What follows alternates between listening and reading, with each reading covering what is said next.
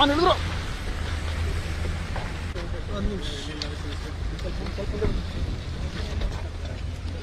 ಸರಿ ಆಯ್ತು. Lorry vehicle ಬರ್ಲಿಕ್ಕಾಗದೆ ಆಮೇಲೆ ಲಾರಿಲಿ ಬಂದಿದ್ದು ಟಿವಿಲಿ ತೋರಿಸ್ತಾ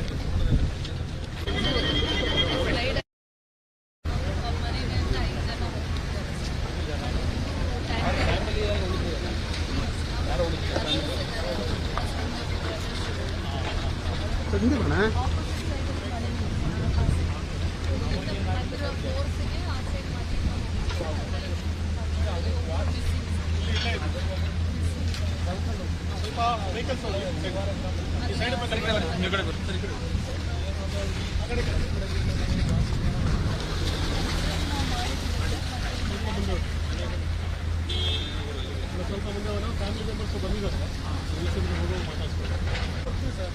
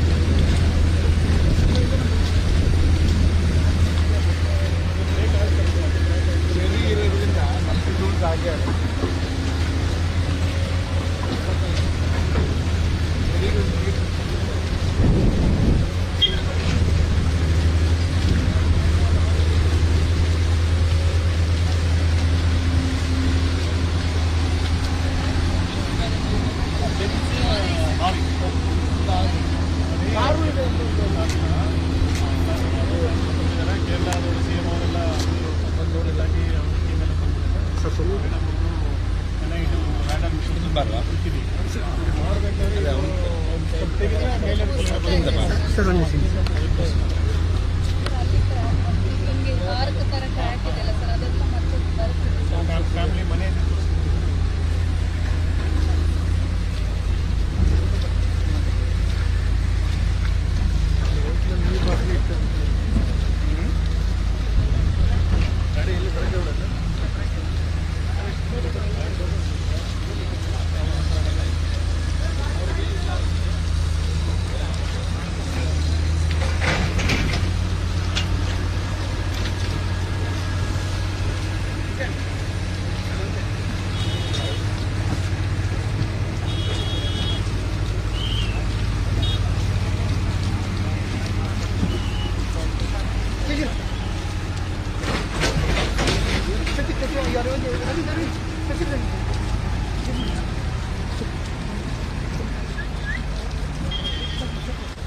ಉತ್ತರ ಕನ್ನಡ ಜಿಲ್ಲೆಯ ಅಂಕೋಲದ ಶಿವಮೊಗ್ಗಕ್ಕೆ ಇವತ್ತು ಕೇಂದ್ರ ಸಚಿವರಾದಂತಹ ಎಚ್.ಡಿ. ಕುಮಾರಸ್ವಾಮಿ ಅವರು ಆಗಮಿಸಿದ್ದಾರೆ. ನೋಡ್ತಾ ಇರಬಹುದು, ಇವತ್ತು ಜುಲೈ 16ರಂದು ಸಂಭವಿಸಿದಂತಹ ಗುಡ್ಡ ಕುಸಿತದ ಪ್ರದೇಶಕ್ಕೆ ಕೇಂದ್ರ ಸಚಿವರಾದಂತಹ ಕುಮಾರಸ್ವಾಮಿ ಅವರು ಆಗಮಿಸಿ ಅಧಿಕಾರಿಗಳಿಂದ ಮಾಹಿತಿ ಪಡ್ಕೊಂಡ್ರು. ಈಗಾಗಲೇ ಗುಡ್ಡ ಕುಸಿತದ ಪ್ರದೇಶವನ್ನು ವೀಕ್ಷಿಸಿದ್ದಾರೆ. ಸಂಬಂಧಪಟ್ಟ ಅಧಿಕಾರಿಗಳಿಂದ ಮಾಹಿತಿಯನ್ನು ಕೂಡ ಪಡ್ಕೊಳ್ತಾ ಇರುವಂತದ್ದು.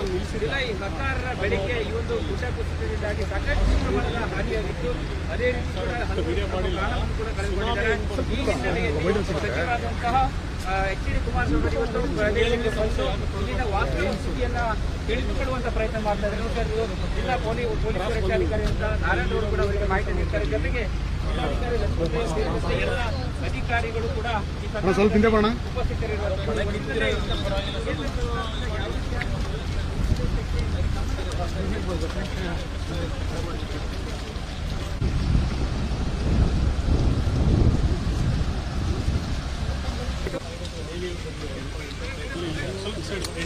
ಆ ಕಡೆ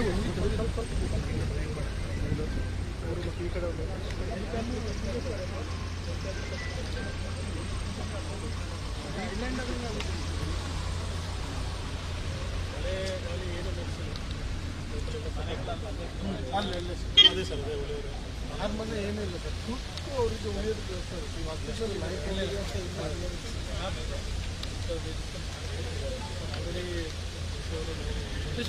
ಕೃಷ್ಣ ಜಾಗ ಹುಡುಕಿ ಅಯ್ಯರ್ಜಿಯವ್ರದ್ದು ಅವೈಜ್ಞಾನಿಕ ಕೆಲಸ ಗುರುತ ಮಾಡಿಕೊಟ್ಟಿದ್ದಾರೆ ಅದಕ್ಕಿಂತ ಮುಂದೆ ಬರಲಿಕ್ಕೆ ಬಿಡುಗಡೆ ಸರ್ ಅದರಿಂದ ಏನಾಗ್ತದೆ ಸರ್ ಅವರು ಸ್ಟೆಪ್ ಮಾಡಿ ಹಿಂಗೆ ಹೊಡೆದಿದ್ರೆ ಅದು ಇರ್ತೀವಿ ಸರ್ ಇಲ್ಲೇ ನೀವು ನೆಕ್ಸ್ಟ್ ನೋಡಿದ್ರೆ ನಾವು ನಮ್ಮಲ್ಲಿ ಅದಕ್ಕೆ ಕಾಣಿಕೆ ಕಲ್ಲು ಅಂತೇಳಿ ನಾವು ಕಲ್ಲು ಇಟ್ಕೊಂಡು ಎಲ್ಲ ಹಿಂದೆ 40 ವರ್ಷದ ಹಿಂದೆ ಪ್ರೊಡಕ್ಷನ್ ಮಾಡಿದ್ರು ಸರ್ ಇವರೇನು ಮಾಡಿದ್ದಾರೆ ಅಯ್ಯರ್ಜಿಯವರು ಅಂತ ಹೇಳಿದ್ರೆ ಹೋಲೋ ಮಾಡಿ ರಾಡ್ ಹಾಕಿ ಸಿಮೆಂಟು ಮೆತ್ತಿದ್ದಾರೆ ಇದು ಒಂದು ಫಾರೆಸ್ಟ್ ಇಲಾಖೆಯವ್ರಿಗೂ ಸಂಬಂಧಪಟ್ಟ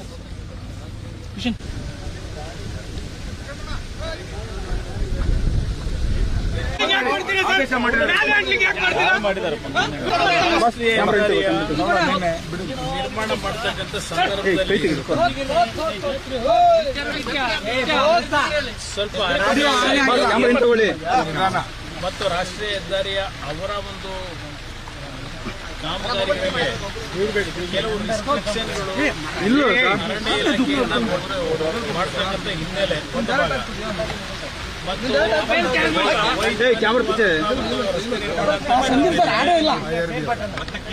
ಅವೈಜ್ಞಾನಿಕ ನಿರ್ಮಾಣದಲ್ಲೂ ಇತ್ತೀಚೆಗೆ ಬೇರೆ ಎಂತೆಂಥ ದೇಶದಲ್ಲೂ ನಮ್ಮ ದೇಶದಲ್ಲೂ ಹಲವಾರು ಭಾಗದಲ್ಲಿ ಉತ್ತಮ ಅಂತ ಕೆಲಸಗಳು ನಡೀತಾ ಇದೆ. ಆದರೆ ಇಲ್ಲಿ ಸ್ವಲ್ಪ ಕೆಲಸದ ಬಗ್ಗೆ ಒಂದು ನಮ್ಮ ಅರಣ್ಯ ಇಲಾಖೆಯ ಕೆಲವು ತೀರ್ಮಾನಗಳನ್ನು ಕೊಡಬೇಕಾದ್ರೂ ಸ್ವಲ್ಪ ಸಮಸ್ಯೆಗಳು ನಾವು ಕಾಣ್ತೇವೆ. ಆದರೆ ಈಗ ನಾವು ಅದರ ಬಗ್ಗೆ ಟೀಕೆ ಮಾಡೋದ್ರಿಂದ ಉಪಯೋಗ ಇದೆ. ನಾವು ಇರ್ತಕ್ಕಂಥ ಅನಾಹುತ ಇವತ್ತು ಇಲ್ಲಿ ನಡೆದಿರ್ತಕ್ಕಂಥ ಅದರಲ್ಲೂ 5 ಕುಟುಂಬದಲ್ಲಿ 5 ಜನ ಅದು ಒಂದು ಪ್ರತಿನಿತ್ಯ ಶ್ರಮಜೀವಿಗಳಾಗಿ ಆ ಒಂದು ಟೀ ಶಾಪ್ನಲ್ಲಿ ಇಟ್ಕೊಂಡು ಜೀವನ ಮಾಡ್ತಾ ಇದ್ದಂಥ ಕುಟುಂಬದ 5 ಸದಸ್ಯರು ಮರಣ ಹೊಂದಿರತಕ್ಕಂಥದ್ದು ಅತ್ಯಂತ ದಾರುಣವಾದಂಥ ಒಂದು ಘಟನೆ ಇದೆ. ಅದರ ಜೊತೆಗೆ 2-3 ದೊಡ್ಡ ಟ್ಯಾಂಕರ್ಗಳು ಆ ಒಂದು ಮಣ್ಣಿನ ಕುಸಿತ ಏನಿದೆ ಅದರಿಂದ ಆ ಒಂದು ಸ್ಪೀಡನ್ನು ನಾವು ಊಹೆ ಮಾಡಲಿಕ್ಕೂ ಆಗೋದಿಲ್ಲ. ಆ ಟ್ಯಾಂಕರ್ಗಳನ್ನು ಎಳ್ಕೊಂಡು ಹೋಗಿ ಬಿದ್ದಿರತಕ್ಕಂಥದ್ದು ಅದು ನಮ್ಮ ಭಾಗದಲ್ಲಿ ಈ ರೀತಿಯ ಒಂದು ಘಟನೆಗಳು ಇತ್ತೀಚೆಗೆ ನಡೀತಾ ಇರತಕ್ಕಂಥ ಕಾಣ್ತಾ ಇದ್ದೇವೆ. ಯಾಕಂದರೆ 2018ರಲ್ಲಿ ನಾನು ಮುಖ್ಯಮಂತ್ರಿ ಇದ್ದ ಸಂದರ್ಭದಲ್ಲಿ ಕೊಡಗು ಭಾಗದಲ್ಲಿ ಹಲವಾರು ಭಾಗದಲ್ಲಿ ಭೂಕುಸಿತ ಆದಂತೆ ಕಂಡಿದ್ದೇವೆ. ಆ ಸಂದರ್ಭದಲ್ಲಿ ಸ್ಪಷ್ಟವಾಗಿ ಆ ಸಂದರ್ಭ ನಾನೆಲ್ಲ ನೋಡಿದ್ದೇನೆ. ಈಗ ಮಳೆ ಜೋರ ಬರ್ತಾ ಇದೆ. ಸ್ಲೈಡ್ ಅಧಿಕಾರಿಗಳ ಪೊಲೀಸ್ ಅಧಿಕಾರಿಗಳ ಮೇಲೆ ನೀವು ಕೂಗಾಡೋದಾಗುತ್ತಾ? ಇಲ್ಲ, ಅವರ ಮುಂಜಾಗ್ರತೆ ಕ್ರಮ ಅವರಿಗೆ ಜವಾಬ್ದಾರಿ ಇದೆ. ಈಗ ಸ್ಲೈಡ್ ಆಗೋ ಚಾನ್ಸ್ ಇದೆ ಅನ್ನೋದು ಮಳೆ ಆ ಸಂದರ್ಭದಲ್ಲಿ ಆ ಸ್ಲೈಡ್ ಯಾರು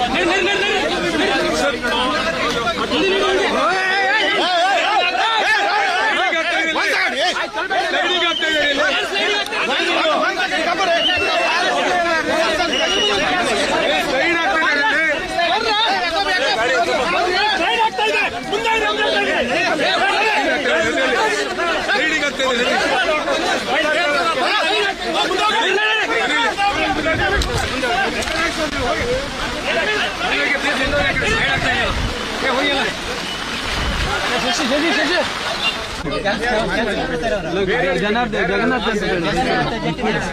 ಇಲ್ಲ ಸಿಗಲ್ಲ ಸರ್. ಏನೋ ಒಂದು ರಿಪೋರ್ಟ್ ಅಲ್ಲಿ ಏನೂ ಇಲ್ಲ ಸರ್. ಅಧಿಕಾರಿಗಳು ಒಂದು ಮನೆ ಭೇಟಿ ಇಲ್ಲ ಸರ್.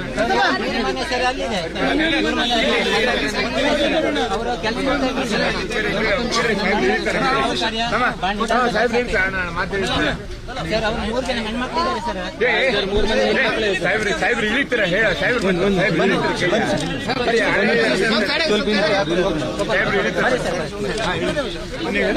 ಯಾಕೆ ತಲೆ ಬಿಸಿ ಮಾಡ್ಕೊಂತೀವಿ ನಾವು ಇಳಿಬೇಡ ಅಣ್ಣ ಬಾ ಇಳಿ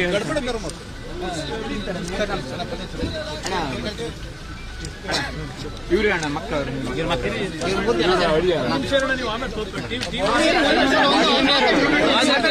ಒಂದು ನಿಮಿಷ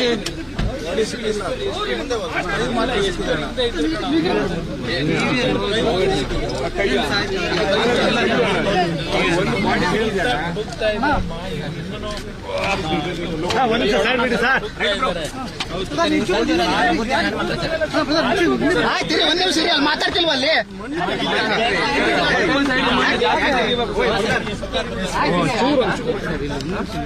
ಹೋಟೆಲ್ ಸೈಡಿಗೆ ಜಾಸ್ತಿ ಮಾಡಿ ಸರಿ ತೆಗಿಬೇಕು ಸರ್. ರೋಡ್ ಸೈಡಿಗೆ ಜಾಸ್ತಿ ರೋಡ್ ಕ್ಲಿಯರ್ ಮಾಡಿ ಅಷ್ಟೇ ಕ್ಲಿಯರ್ ಮಾಡ್ತಿದ್ದಾರೆ ಸರ್. ಇಲ್ಲಿ ಅಲ್ಲಿ ಅಂಗಡಿ ಮದುವೆಗೆ ತೆರವು ಮಾಡಿದೆ ಸರ್. ಸರ್ ಅಂಗಡಿ ಸೈಡ್ ಮೂರು ಜನ ಹೆಣ್ಣು ಮಕ್ಕಳು ಇವ್ರ ತಂದೆ ಆಕ್ಚುಲಿ ಕೆಲಸ ಏನು ಅಂದ್ರೆ ಈ ಮಣ್ಣಲ್ಲಿ ಇರ್ಬೋದು ಅಂತ ಅವ್ರು ಹೇಳೋದು ಆಕ್ಚುಲಿ. ಮೂರು ಜನ ಹೆಣ್ಣು ಮಕ್ಕಳು ಪಾಪ ಯಾರು ಇಲ್ಲ, ಮೇಲೆ ತಾಯಿ ಒಬ್ಬರಿದ್ದಾರೆ. ಬರ್ಲಿಕ್ಕೆ ಆಗಿಲ್ಲ ಇರ್ಲಮ್ಮ ಈಗ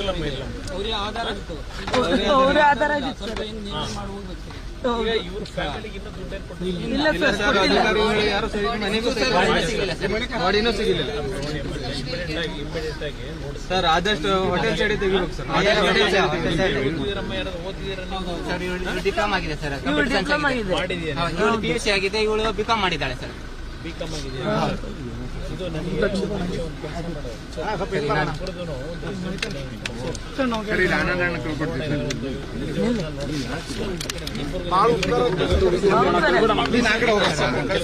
ಕೆಲಸ ಕೊಡಿಸ್ತೀನಿ. ಆಮೇಲೆ ನಿಮಗೆ ಅದು ಬಾಡಿ ಸಿಗದೆ ದುಡ್ಡು ಕೊಡಕ್ ಬರಲ್ಲ, ಅದೊಂದು ಸ್ವಲ್ಪ ಸಮಸ್ಯೆ ಇದೆ. ಹುಡುಕ್ತಾ ಇಬ್ಬರಿಗೆ ಏನಾದ್ರು ಬಾಡಿ ಉಳಿಸ್ಕೊಡಿ ಅಂತ ಮಣ್ಣಲ್ಲೇ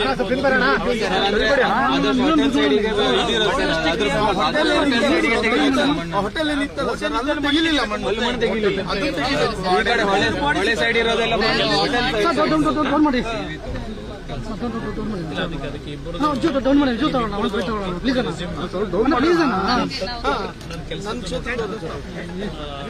ಕೆಲಸ ಕೊಡಿಸ್ತೀನಿ ಇಬ್ಬರಿಗೂ ತಲೆ ಕೆಡಿಸ್ಕೊಂಡ್ರೆ. ಆಮೇಲೆ ಪರಿಹಾರನೂ ಕೊಡ್ತಾರೆ. ಏನು ಮಾಡ್ತೀವಿ ಈಗ ಹುಡುಗಿ ಟ್ರೈ ಮಾಡ್ತಾರೆ, ಬಾಡಿನ ಟ್ರೈ ಮಾಡ್ತಿದ್ದಾರೆ. ಒಂದು ದಿವಸ 2 ದಿವಸ ಆಗ್ಬೋದು ಸರ್. ಇದು ಹೋಟೆಲ್ ಸೈಡಿಗೆ ತೆಗಿಬೇಕು ಸರ್. ಹೋಟೆಲ್ ಇದೆಲ್ಲ ಏನು ಮಾಡಲಿಲ್ಲ ಸರ್. ಹೋಟೆಲ್ ಬೇಗ ಕಾರ್ಯಕ್ರಮ ಮಾಡಿಸಿ ಚೆನ್ನಾಗಿತ್ತು ಸರ್. ಅಂದ್ರೆ ಸರ್ ಈಗ ಸರ್ 5 ದಿವಸ ಆಯ್ತು, ಹೊಟ್ಟೆಗೆ ಒಂದು ಏನು ಸರಿಯಾಗಿಲ್ಲ. ಬೆಳಿಗ್ಗೆ ಸಂಜೆವರೆಗೆ ಸಿಗ್ತದೆ ಹೇಳ್ಕೊಂಡು ಇದು ಮಾಡ್ತಿರೋದು ಸರ್. ಅದಕ್ಕಾಗಿ ಆದಷ್ಟು ಈ ಕಡೆನೆ ತೆಗಿಸಿ. ಊರಿಗೆ ಮನೆ ಹೋಗೋ ದಾರಿನೂ ಸರಿ ಇಲ್ಲ ಸರ್. ಆ ಥರ ವ್ಯವಸ್ಥೆ ಮಾಡ್ಕೊಡ್ತಾರೆ. DC ಅವರು ಮಾಡ್ಕೊಡ್ತಾರಮ್ಮ. ಇಬ್ಬರಿಗೂ ಕೆಲಸ ಕೊಡಿಸ್ತೀನಿ ಮಣ್ಣಲ್ಲಿ. ಆಮೇಲೆ ಪರಿಹಾರ ಬಾಡಿ ಹುಡುಕಿಸ್ತಿದಾರಲ್ಲ, ಅವ್ರು ಈವನ್ ನೀರಲ್ಲೂ ಟ್ರೈ ಮಾಡ್ತಿದ್ದಾರೆ. 4 ಬೋಟ್ಗಳಿನ್ನೂ ಓಡಾಡ್ತಾನೆ ಇದೆ. ಇದು ನೋಡಿಸ್ತಿದ್ದಾರೆ. ಕೆಲಸ ಅಂತೂ ಮಾಡ್ತಿದ್ದಾರೆ. ಸ್ವಲ್ಪ ಡಿಲೇ ಆಗಿದೆ. ಧೈರ್ಯ ತಗೋಬೇಕು. ನಾನು ಇಬ್ಬರಿಗೂ ಕೆಲಸ ಕೊಡಿಸ್ತೀನಿ. ಗೊತ್ತಾಯ್ತು. ಯಾರಿಗೇ ಆಗಲಿ ಅಂತ ಎಲ್ಲ ಮಕ್ಕಳಿಗೂ ಇದ್ದೇ ಇರೋದು. ಧೈರ್ಯ ಇರ್ತದಮ್ಮ. ನಮ್ಮಿಬ್ಬರಿಗೂ ಜೀವನಕ್ಕೆ ಆಧಾರ ಮಾಡ್ಕೊಡ್ತೀವಿ. ನಮ್ಮ ವಿರೋಧ ನಾಯಕರು ಇದ್ದಾರೆ, ಹೇಳಿರ್ತೀನಿ. ನಿಮ್ಮಿಬ್ಬರು ರೆಸ್ಯೂಮ್ ಕೊಡಿ, ಕೆಲಸ ಕೊಡಿಸ್ತೀನಿ. ಸ್ವಲ್ಪ ಬಾಡಿನೂ ವ್ಯವಸ್ಥೆ ಸರ್. ಒಂದು ನಿಮಿಷ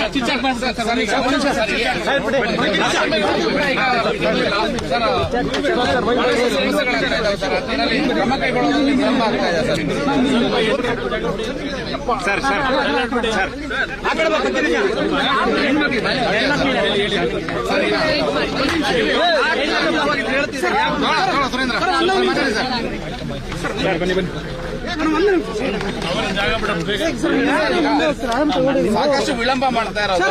ಆಮೇಲೆ ಸರಿಯಾದ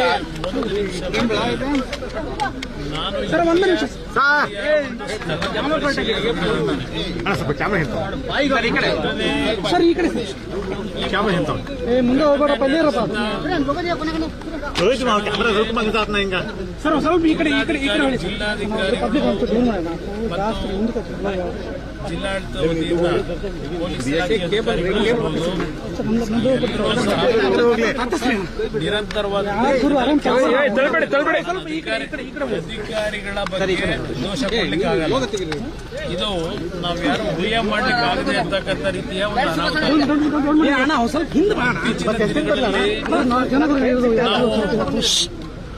ಮೂಲಭೂತ ಸೌಕರ್ಯಗಳನ್ನು ಕಲ್ಪಿಸಬೇಕು ಅಂತ ಹೇಳಿ ಹಲವಾರು ರೀತಿಯ ಪ್ರಗತಿಯ ಹಿನ್ನೆಲೆಯಲ್ಲಿ ಮಾಡ್ತಕ್ಕಂಥದ್ದೇನಿದೆ ಆ ಒಂದು ಮೂಲಭೂತ ಸೌಕರ್ಯಗಳನ್ನು ಕೊಡಬೇಕಾದ್ರೆ ಕೆಲವು ರೀತಿಯಲ್ಲಿ ಕಾರ್ಯಗಳು ನಡೀತಾ ಇರತಕ್ಕಂಥದ್ರಿಂದ ಇಂಥ ಒಂದು ಘಟನೆಗಳು ಮರುಕಳಿಸ್ತಾ ಇದ್ದಾವೆ.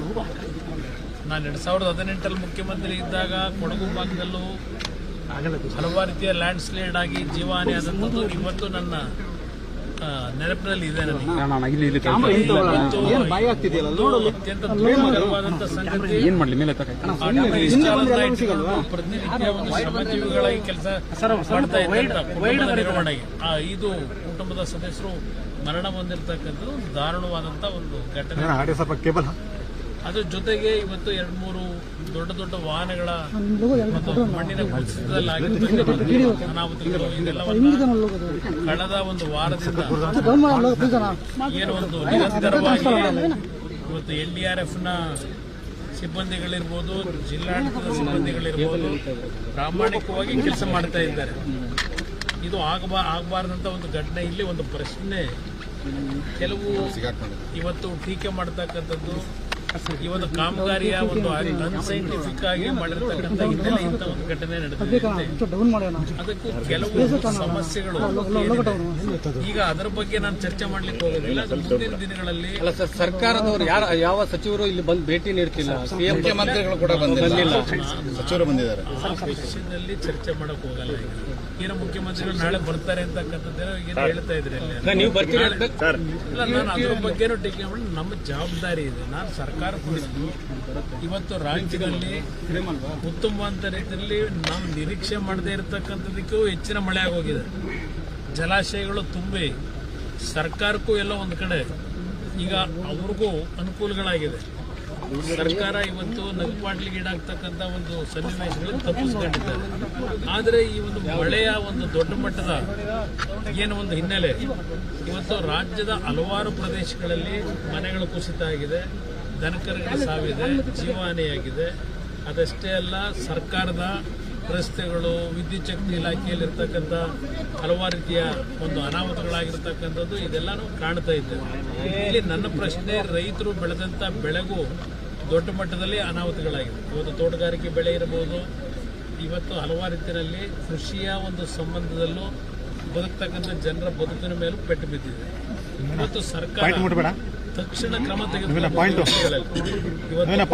ಇರ್ಬೋದು, ಚಿಕ್ಕಮಗಳೂರು ಭಾಗ ಇರ್ಬೋದು, ಹಾಸನ ಜಿಲ್ಲೆ ಇರ್ಬೋದು, ದಕ್ಷಿಣ ಕನ್ನಡದಲ್ಲಿ ಮಂಗಳೂರಿನಲ್ಲೂ ಸಹ ಇವತ್ತು ಹಲವಾರು ಮನೆಗಳಿಗೆ ನೀರು ನುಗ್ಗಿ ಮನೆಯಲ್ಲಿ ಇರ್ಲಿಕ್ಕೆ ಆಗದೇ ಇರತಕ್ಕಂಥ ಪರಿಸ್ಥಿತಿಗಳಿದೆ ಅಂತಕ್ಕಂಥದ್ದು ಸಹ ನೀವು ವರದಿ ನೀಡ್ತಾ ಇದ್ದೀರಿ. ಮಾಧ್ಯಮಗಳಲ್ಲಿ ಬರ್ತಾ ಇರತಕ್ಕಂಥ ವರದಿಗಳ ಆಧಾರದ ಮೇಲಾದರೂ ಬರೀ ವಿಡಿಯೋ ಕಾನ್ಫರೆನ್ಸ್ ಮಾಡಿದ್ರೆ ಆಗಲ್ಲ. ನಾನು ಸರ್ಕಾರಕ್ಕೆ ಹೇಳ್ತಾ ಸ್ಥಳ ಪರಿಶೀಲನೆ ಏನು ಸಮಸ್ಯೆಗಳಿರ್ತದೆ ಆ ಸಮಸ್ಯೆ ಪರಿಹಾರಗಳನ್ನು ಯಾವ ರೀತಿ ಕೊಡಬೇಕು ಅಂತಕ್ಕಂಥ ಸಲಹೆಗಳನ್ನು ಜಿಲ್ಲಾಡಳಿತಕ್ಕೆ ನೀಡಬೇಕಾಗ್ತದೆ. ವಿಡಿಯೋ ಕಾನ್ಫರೆನ್ಸ್ ಮುಖಾಂತರ ಹೇಳಿದ ತಕ್ಷಣ PD ಹಾಕೊಂಡು ದುಡ್ಡಿದ್ದೀನಿ ಅಂದ ತಕ್ಷಣ ಇವತ್ತು ಜನರಿಗೆ ಒಂದು ಆತ್ಮಸ್ಥೈರ್ಯ ತುಂಬಲಿಕ್ಕಾಗಲ್ಲ.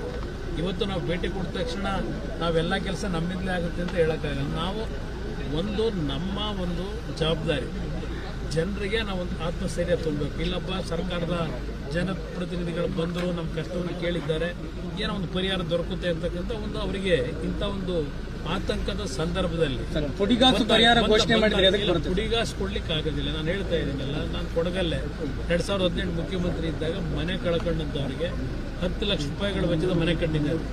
1,000 ಕುಟುಂಬಗಳು ಮನೆ ಕಟ್ಕೊಂಡಿದ್ದೇವೆ. ನಾನು 2018 ಮುಖ್ಯಮಂತ್ರಿ ಇದ್ದಾಗ ಅದೇ ರೀತಿಯಲ್ಲಿ ಮನೆಗಳು ಬಿದ್ದಂಥದ್ದು ಎಲ್ಲೇ ಇದ್ರೆ ರಾಜ್ಯದಲ್ಲಿ ಯಾವುದೇ ಭಾಗದಲ್ಲಿ ಮಳೆ ಮನೆ ಬಿದ್ದರೆ ಅದಕ್ಕೆ ದೊಡ್ಡ ಮಟ್ಟದ ಪರಿಹಾರ ಕೊಡಬೇಕಾಗುತ್ತೆ. ಜೊತೆಗೆ ಬೆಳೆ ಹಾನಿ ಆದಂಥವ್ರಿಗೂ ಇವತ್ತು ಪರಿಹಾರಗಳನ್ನು ಕಲ್ಪಿಸಬೇಕಾಗ್ತದೆ. ಅದು ನಿಮ್ಮ ಗೈಡ್ ಲೈನ್ ಇಟ್ಟಿರ್ತಕ್ಕಂಥ. ಸರ್, ಈಗ DK ಶಿವಕುಮಾರ್ ಅವರು ಒಂದು ಆರೋಪ ಮಾಡಿದ್ದಾರೆ, ಬರೀ ಭೇಟಿ ಕೊಟ್ಟರೆ ಆಗಲ್ಲ ಕುಮಾರಸ್ವಾಮಿ ಅವರು, ಅದಕ್ಕೆ ಬೇರೆ ಕೇಂದ್ರದಿಂದ ಪರಿಹಾರನ ಅವರು ಕೊಡಿಸಬೇಕು ಅನ್ನುವಂಥದ್ದು. ಏನು ಪರಿಹಾರ ಕೊಡಿಸಬೇಕು? ಕೇಂದ್ರ ಸರ್ಕಾರ ಕಾಮಗಾರಿ ಆಗಿರೋದ್ರಿಂದ ಸಾಕಷ್ಟು ಕಳಪೆ ಕಾಮಗಾರಿ ಮಾಡಿರೋದ್ರಿಂದಾಗಿ ಗುಡ್ಡ ಕುಸಿತ ಆಗ್ತಾ ಇದ್ದಾವೆ. ಹಾಗಾಗಿ ಇದಕ್ಕೆ ನೇರವಾಗಿ ಕೇಂದ್ರ ಸರ್ಕಾರನೇ ಹೊಣೆ ಅಂತ ಮಾತನ್ನ ಹೇಳಿದ್ರು. ಕೇಂದ್ರದ ಸಮಸ್ಯೆನೋ ರಾಜ್ಯದ ಸಮಸ್ಯೆನೋ ಅದೆಲ್ಲ ಆಮೇಲೆ ಕೂತ್ ಚರ್ಚೆ ಮಾಡಿ. ಅಲ್ಲ ಸರ್, ಕೇಂದ್ರದಿಂದ ಏನು ಪರಿಹಾರಕ್ಕೆ ಒತ್ತಾಯ ಮಾಡಿ ಇಲ್ಲ ಆಗಿರತಕ್ಕಂಥ ಅನಾಹುತದ ಬಗ್ಗೆ ಪ್ರಧಾನಮಂತ್ರಿಗಳಿಗೂ ನಾನು ಮನವಿ ಕೊಡಲ್ಲ. ಈ ತರ ಆಗಿದೆ ಅಂತಕ್ಕಂಥ ಹೇಳ್ತೇನೆ. ಹೇಳಿ ಅಲ್ಲಿಂದ ಏನು ಈಗ NDRF ಇಂದ ಸಿಬ್ಬಂದಿಗಳು ಬಂದಿರೋದು ಕೇಂದ್ರ ಸರ್ಕಾರದ ರೆಪ್ರೆಸೆಂಟೇಟಿವ್ಗಳೇ ಅವ್ರು ಕೆಲಸ ಮಾಡ್ತಾ ಇರೋದು. ಈಗ ಇಲ್ಲಿ ಇರ್ತಕ್ಕಂಥದ್ದು ರಾಜ್ಯ ಸರ್ಕಾರ ಇವತ್ತು ನೀವೇನು ಮಾಡ್ತೀರಿ? ಈಗ ನಾನು ಮುಖ್ಯಮಂತ್ರಿ ಇದ್ನಪ್ಪ 2018 ಜೀವಹಾನಿ ಆಯಿತು, ಮನೆಗಳು ಬಂದಿತ್ತು, ನಾನು ಕೇಂದ್ರ ಸರ್ಕಾರ ಕಾಯ್ತಾ ಇದ್ನ, ನಾನೇ ಅವತ್ತೆಲ್ಲ ಪರಿಹಾರಗಳು ಕೊಟ್ಟಿಲ್ವಾ ಮುಖ್ಯಮಂತ್ರಿಯಾಗಿ? ನಾವು ಅವರು ಇಬ್ಬರು ಸೇರಿ ಸರ್ಕಾರ ಮಾಡಿದ್ದೇವೆ ಮಾಡ್ತಾ ಇದೆ ಅಂತ ಅವ್ರ ಆರೋಪ. ಅವ್ರಿಗೆ ಅದ್ರ ಬಿಟ್ಟರೆ ಬೇರೆ ಇನ್ನೇನು ಚರ್ಚೆ ಮಾಡಲಿಕ್ಕೆ ಅವ್ರ ಹತ್ರ ಮಾಹಿತಿ ಇಲ್ಲ. ಬರೀ ಪ್ರತಿಯೊಂದಕ್ಕೂ ಕೇಂದ್ರ ಸರ್ಕಾರದ ಮೇಲೆ ಗೂಬೆ ಕೊಡಿಸೋದ್ರಿಂದ, ಟೀಕೆ ಮಾಡೋದ್ರಿಂದ ಇವ್ರಿಗೆ ಏನು ದೊರಕುತ್ತೆ? ಇವ್ರ ಜವಾಬ್ದಾರಿ ಏನು? ರಾಜ್ಯ ಸರ್ಕಾರ ಜವಾಬ್ದಾರಿ ಏನು? ತಕ್ಷಣ ಕ್ರಮ ತೆಗೆದುಕೋಬೇಕಾದ್ರೆ ಇವ್ರೇನ್ ಮಾಡಬೇಕು ಇದನ್ನ ನೋಡ್ಬೇಕಲ್ಲ. ಆಮೇಲೆ ಕೇಂದ್ರ ಸರ್ಕಾರ ಹತ್ರ ಬಂದು ಚರ್ಚೆ ಮಾಡಿ. ಸರ್, ಕೇಂದ್ರ ಸರ್ಕಾರದಿಂದ ನೀವು ಎಷ್ಟಕ್ಕೆ ಒತ್ತಾಯ ಮಾಡ್ತೀರಿ? ಸರ್ಕಾರದಿಂದ ಏನು ಮಾಹಿತಿಗಳು ಬರುತ್ತೆ ನೋಡೋಣ, ಮೇಲೆ ಚರ್ಚೆ ಮಾಡಬೇಕು. ಅದರಷ್ಟು ಪರಿಹಾರ ಕೇಂದ್ರದಿಂದ ಕೊಡ್ತೀರಾ ಸರ್? ರಾಜ್ಯ ಸರ್ಕಾರದಿಂದ ಕೊಟ್ಟಷ್ಟು ಪರಿಹಾರ ಒಂದು ಗೈಡ್ ಲೈನ್ಸ್ ಇದೆ. NDRF SDRF ನಾಡಿನಲ್ಲಿ ಇವತ್ತು ಒಂದು ಗೈಡ್ ಲೈನ್ಸ್ ಇವತ್ತು ಮಾಡಿರೋದಲ್ಲ, ಸ್ವಾತಂತ್ರ್ಯ ಬಂದ ನಂತರ ಗೈಡ್ ಲೈನ್ಸ್ ಇಟ್ಟಿದ್ದಾರೆ. ಅನಾಹುತಗಳಾದಾಗ ಆ ಗೈಡ್ ಲೈನ್ಸ್ ಆಧಾರದ ಮಾಡ್ತಾರೆ. ಈ ಹೆದ್ದಾರಿ ಅವೈಜ್ಞಾನಿಕ ಕಾಮಗಾರಿಯಿಂದಾನೇ ಇದು ಘಟನೆ ಆಗಿದೆ ಸರ್. ಇದು ಬೇರೆ ಬೇರೆ ಕಡೆ ಆಗುವಂತ ಸಾಧ್ಯತೆ ಇದೆ. ಯಾವ ರೀತಿ ದುರಸ್ತಿ ಮಾಡ್ತಾರೆ? ಅದಕ್ಕೆ ಅವೈಜ್ಞಾನಿಕವಾಗಿ ಆಗಿದೆ ಅಂತಕ್ಕಂಥ ಎಲ್ಲರೂ ಹೇಳ್ತಾರೆ. ಅವೈಜ್ಞಾನಿಕವಾಗಿ ಆಗ್ತಕ್ಕಂಥದ್ದಕ್ಕೆ ನಾನು ಬರೀ ಇಂಜಿನಿಯರ್ಗಳನ್ನ ಹೇಳಲ್ಲ. ಅರಣ್ಯ ಇಲಾಖೆಯಲ್ಲಿ ಹಲವಾರು ಕಾನೂನುಗಳನ್ನು ತಂದು ಅರಣ್ಯ ಇಲಾಖೆಯಲ್ಲಿ ಇಂಥ ಒಂದು ಪಶ್ಚಿಮ ಘಟ್ಟಗಳ ಪ್ರದೇಶಗಳಲ್ಲಿ ಫಾರೆಸ್ಟ್ ಏರಿಯಾದಲ್ಲಿ ಕೆಲಸಗಳಾಗಬೇಕಾದ್ರೆ ಅವ್ರದೇ ಆದಂಥ ಒಂದು ಬಾರ್ಗಳನ್ನು ಹಾಕ್ತಾರೆ. ಇಂತಿಂಥ ನಿಯಮಾವಳಿ ಮೇಲೆ ಕೆಲಸ ಮಾಡಬೇಕು ಅಂತೇಳಿ ಅರಣ್ಯ ಇಲಾಖೆಯವರು ಹಾಕ್ತಾರೆ. ಅದರಿಂದ ಇಂಥ ಒಂದು ಘಟನೆಗಳಿಗೆ ಆ ರೀತಿಯ ಅವರ ಒಂದು ಏನೋ ಒಂದು ತೀರ್ಮಾನಗಳು ಮಾಡ್ತಾರೆ, ಕೆಲಸಗಳು ಮಾಡಬೇಕಾದ್ರೆ ಅವರಿಂದಲೂ ಕೆಲವು ತಪ್ಪುಗಳಾಗಿದೆ ಅರಣ್ಯ ಇಲಾಖೆಯಿಂದ. ಅದೆಲ್ಲ ಸರಿಪಡಿಸಬೇಕು ಅನ್ನೋದನ್ನು ಗಮನಿಸ್ತಾರೆ. ಸರ್ ಇದು ಬಿಟ್ಟು ರಾಜಕೀಯವಾಗಿ ಇವತ್ತು DK ಶಿವಕುಮಾರ್ ಚನ್ನಪಟ್ಟಣದಲ್ಲಿ ಮೀಟಿಂಗ್ ಮಾಡಿ ನಿಮ್ಮ ವಿರುದ್ಧ